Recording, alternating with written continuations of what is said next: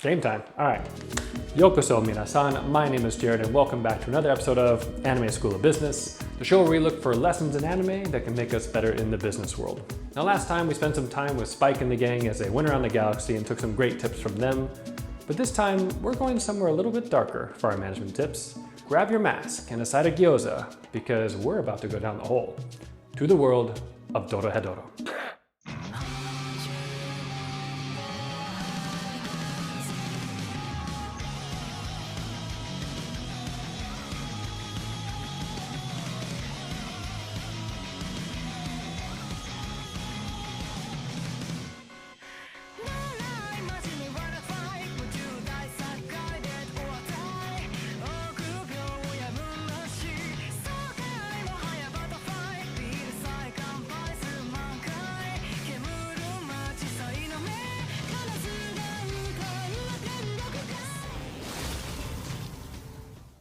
Dorohedoro follows the lizard-headed man Kaiman and the multi-talented, ass-kicking Nikaido as they search for Kaiman's identity before he was changed by magic.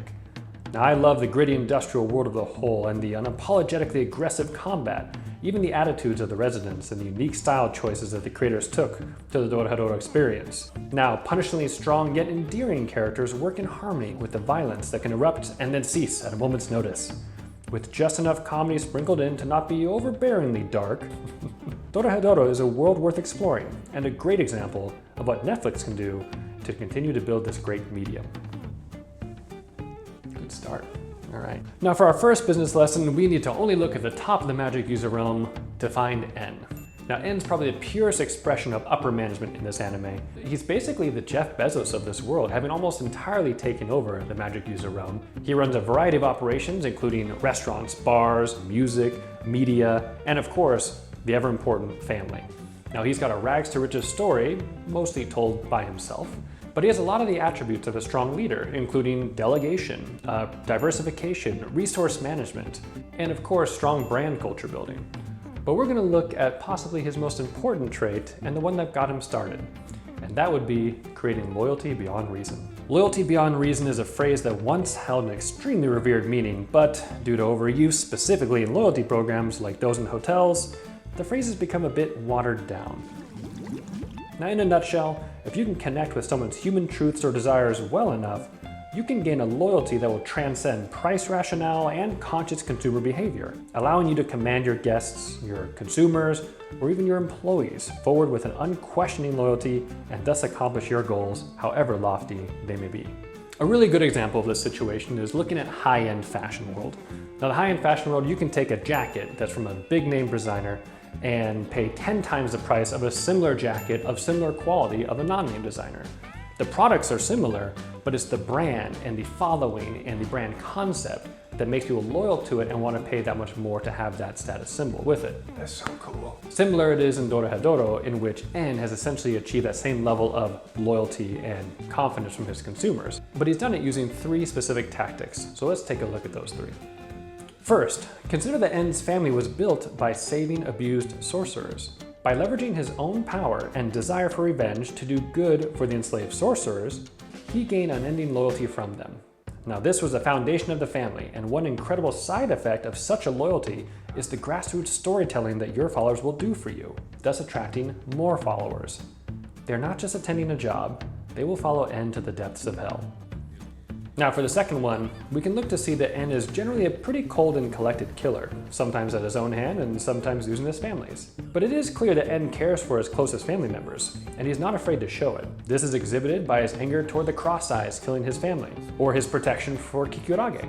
He also supports Ebisu, and a great but a kind of an odd example is his relationship with Chota. Now N is well aware he has gained Chota's undying loyalty, maybe call it love, but definitely well beyond reason. But even though he's not able to stand him, he knows his value, and he treats him fairly well, though firm, as exemplified by his being allowed to stay in N's family mansion, and his polite but very disinterested visits to him. N also regularly rewards and celebrates with his closest allies in the family, and by being able to share a table with them, enjoy lavish amenities and other benefits, they continue to build the loyalty of his team by enhancing their lifestyle. Now there's no question N is singularly focused on achieving his own objectives and desires, yet he still makes time to be compassionate for his loyal family members. This allows him to utilize their strengths very effectively, and in this way, he is incredibly effective, even if it is for his own selfish gains. Now, the final way En creates loyalty beyond reason is through his larger-than-life persona and branding. En is the star of his own show. It's exemplified by his portraits of himself, his judging of food competitions, holding the Blue Night Festival essentially at his own grounds, and telling stories about others while really focusing on himself. And of course, his self-made video, which is just a little bit embellished. Now, it could be easy to write this off as narcissistic rhetoric, but any good leader knows a powerful PR force behind you keeps you on top. Now, eventually, in a larger company, it becomes basically impossible for everyone to know the great or terrible things a leader is doing, so they must either rely on the small times they interact with you or rely on communication about you.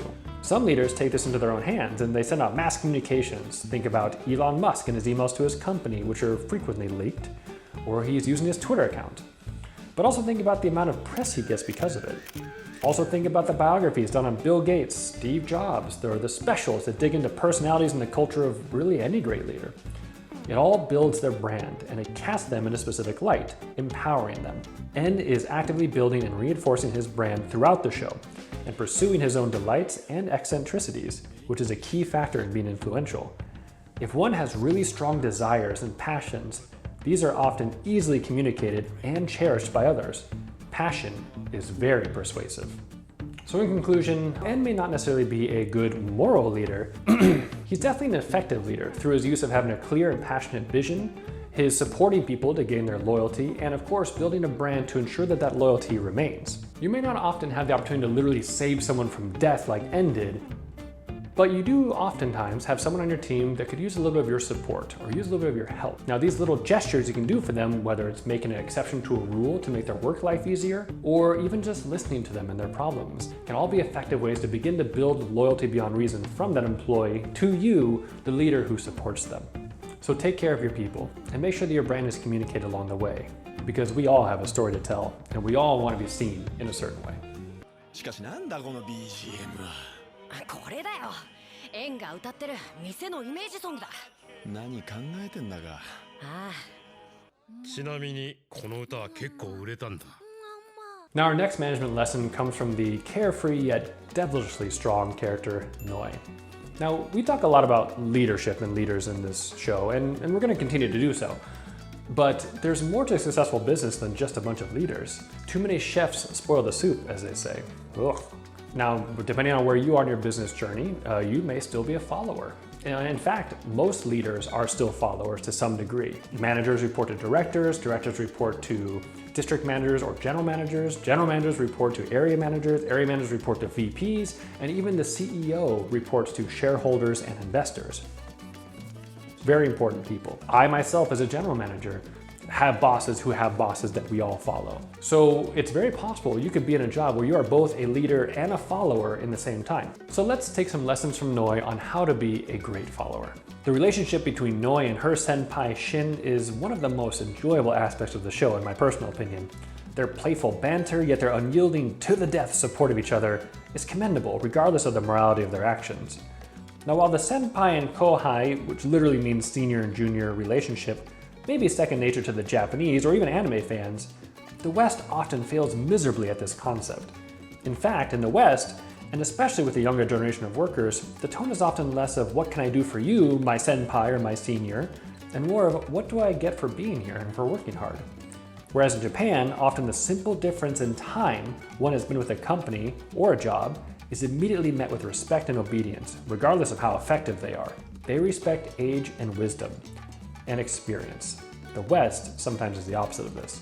Now, one thing that many employees in the West forget is that you may have a bad impression of your boss or dislike them or think they're bad at what they do, but people forget that they're still your boss and they still have control over you and your future and your employment and career while they're still there. Shit. So being a good employee or being a good follower effectively is not only just good for the business itself, but it's also good for your career and your advancement in that company. Now, some people in the West may consider this to be kind of like sucking up to management, but you'll find that people that use that language are often those that were left behind. Noi is a great example of putting aside both personal differences and even talent level differences to respect the hierarchy and the authority of the company. Noi herself was on the verge of becoming a full-on devil. She can wield boulders like they're a baseball bat, and has support magic that is used throughout the series to save not only her senpai, but many others along the way. She has offense, she has defense, and she's arguably more effective than Shin in basically every sense of the job. But a lesson we can all learn from Noi is perfectly summarized in this famous quote that's usually attributed to Benjamin Franklin. To learn to lead, you must first learn to follow. Now, following itself is a skill. In fact, Inc.com has a really nice article that breaks down the 5 aspects of what makes a good follower. Now they are, number 1, they keep their ego in check. I think the fact that Noi is happy to still work with Shin after he smashed her head in with a hammer the first time they met should be proof enough of that. Number 2, they form strong credibility for themselves. Noi nearly becoming a devil and her skill with healing magic should easily suffice for this. Number 3, they commit to a purpose. Now this could be ends, goals, or just competing with her senpai, one of her favorite things to do, next to eating of course. Number 4, they focus their efforts for maximum impact. I think it's safe to say that Noi rarely half-asses anything in the series. She's always given 100%. And finally, number 5, they support others. Noi has one of the most valuable magics to En and the family, and without it, many of them would have died several times already. Her ability to support far surpasses Shin and most of the family members. She is the perfect follower. なんだよ、直したばっかなのによ。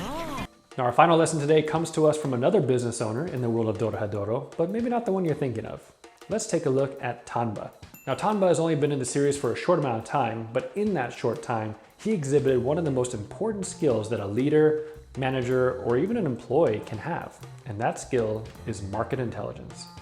Now, market intelligence is also described as local market knowledge, and it's a very important skill for businesses and companies in which their markets do not work the same way. Let's use an example here of selling a hotel room during the month of Comic-Con in San Diego, the biggest event that San Diego has. Now, if I'm setting the prices for that week for these hotel rooms, and I'm in New York and I don't know anything about San Diego or about Comic-Con, I may be suddenly very happy to say, oh, hey, my hotel's sold out, that's great. But only after the fact, I will get to see how much money the competitors made instead, because they were able to raise the prices knowing the demand was coming from Comic-Con, and they capitalized on it. The lesson here is that not every market is the same. Not every competitor is the same, and often overlooked, not every customer is the same. Now Tanba knows this, and he uses it perfectly. In the pie cook-off, Tanba makes 2 very important moves as a manager of his business. First, he seeks to understand his competition. Now it took him a while to catch on, but once he understood Asuka's competitive advantage, which is a term that's used to show the relative strengths in operations between one business and another, he then knew how to manage his business. For example, had he not known that his competitor was using magic to persuade the crowd, he may have given up, sold his pies at a discount, maybe even changed the recipe to try to compete with these great pies. But knowing that her incredible results were fabricated by magic, he patiently stuck to his guns and waited for the right opportunity to strike. Competitor knowledge let him make the right decision instead of a panicked and a short-sighted one.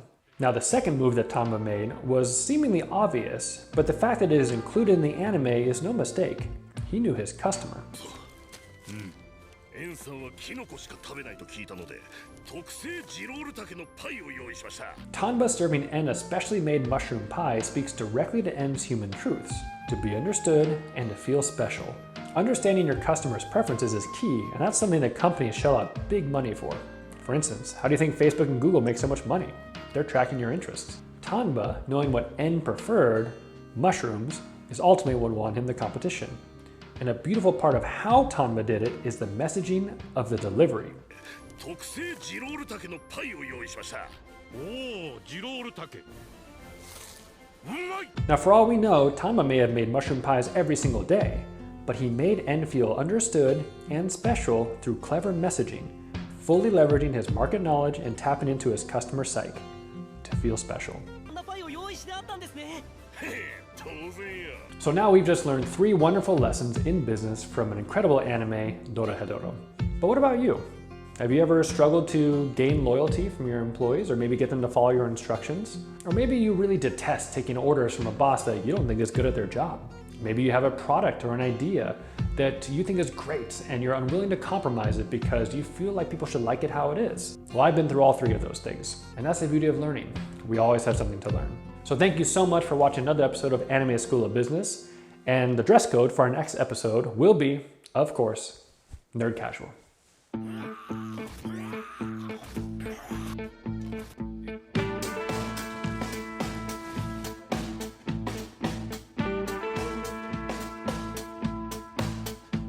Fuck, this is hard.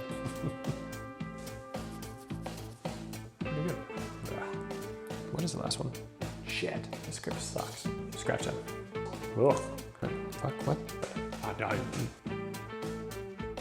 No, fuck. Fuck. Oh, ugh.